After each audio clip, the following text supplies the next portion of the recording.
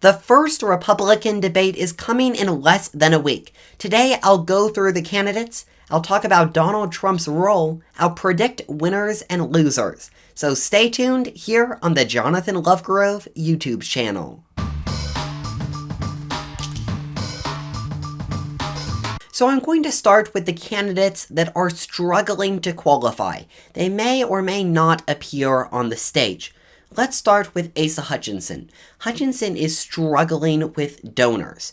If he gets on the debate stage, he'll honestly be pretty boring. His normal, consistent, conservative message.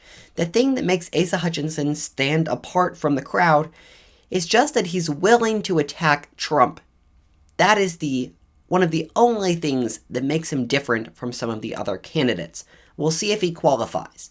Next up is Perry Johnson. Johnson is a Michigan businessman who's running for president. Really a dark horse campaign, doesn't seem to be doing well. He's struggling with the polls. So it seems very unlikely that he will qualify for the debate. If he did qualify, he could potentially get his name out there. Next up is Will Hurd. He's likely going to reach the donor threshold, but he's struggling to meet those polling criteria. We'll see if he can make it. He also has a very negative response to the loyalty pledge, so we would have to see. It's unclear if he would sign that pledge. If he does make it onto the debate stage, he would be moderate, forgettable. Really, the only factor that would stand out for him is his anti-Trump rhetoric. It would be interesting to see how that would play between the other candidates. Francis Suarez is struggling in the polls. He has the donor threshold. He did some giveaways and such to reach that threshold, but we'll see if he polls high enough. I really think if he made it on the debate stage, he would be pretty much forgotten in just a few short days. Now it's time for the candidates who actually have qualified to be on the debate stage, starting with Doug Burgum. Doug Burgum literally gave away money to reach the donor threshold, and he's doing well enough in the polls to make it onto the debate stage. Now here's the thing about small-time candidates. When they have low name recognition, often they go on the debate stage and they get a surge in Google traffic, people coming to their website, just because they're new.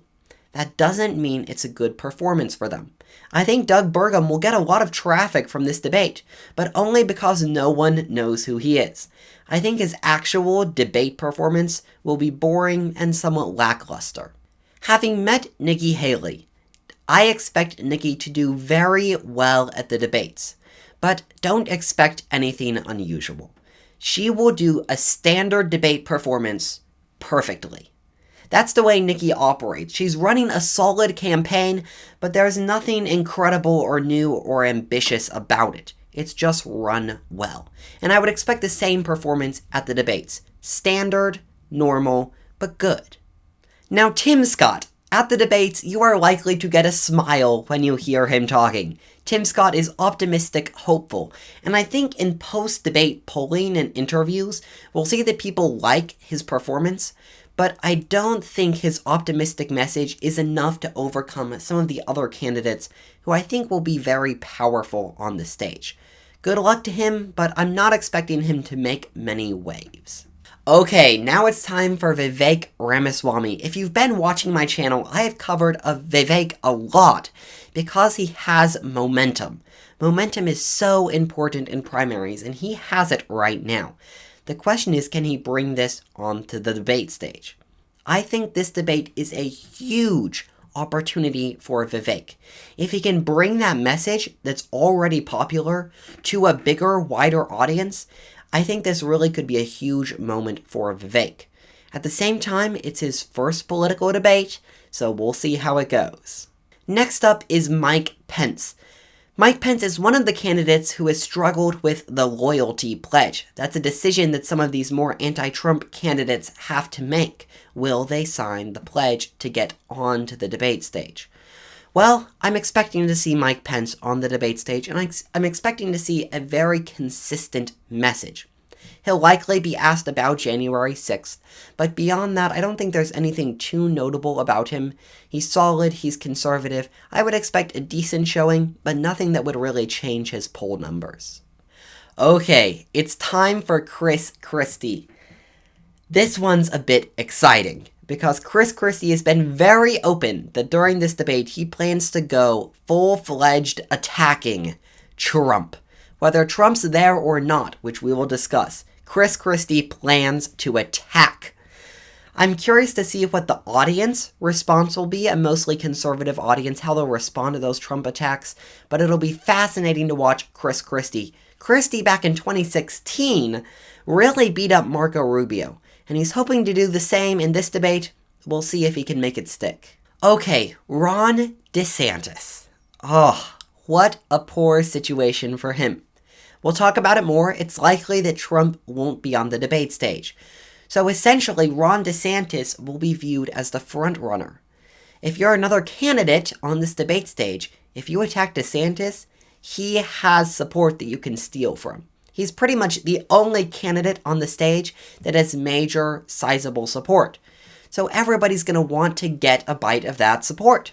I expect Ron DeSantis to be a target of this debate. The question is, how well does he respond? What will make or break this debate for DeSantis is his responses to those attacks. If he's attacked and he's witty and he's quick and he's thorough with his responses, it could be a successful night. If those attacks get to him and he has poor responses, it really could be the end of his campaign. We will see how it goes. And then there's Donald Trump, who may or may not attend the debate. If Trump attends, it'll be fascinating, as he will likely attack DeSantis and Christie will attack him. But he's likely not going to show up. This is going to create an interesting dynamic between the candidates who tiptoe around him and between the candidates who actively oppose him. I could see Christie calling out some of the candidates like DeSantis, like Nikki Haley, like Tim Scott, who have just ignored Trump. That could be a fascinating dynamic, but we'll see what the dynamic is between the more pro-Trump supporters and the more anti-Trump supporters. It'll be fascinating to see. Okay, so who's a winner? Who's a loser? I'm gonna put out a bold, brave prediction. I think Vivek Ramaswamy is gonna stand out, reach a lot of people. I also think, and this is a controversial opinion, I think that Ron DeSantis will stand out. I think DeSantis can get out there on the stage. He's shown that he can deal with combative situations with reporters.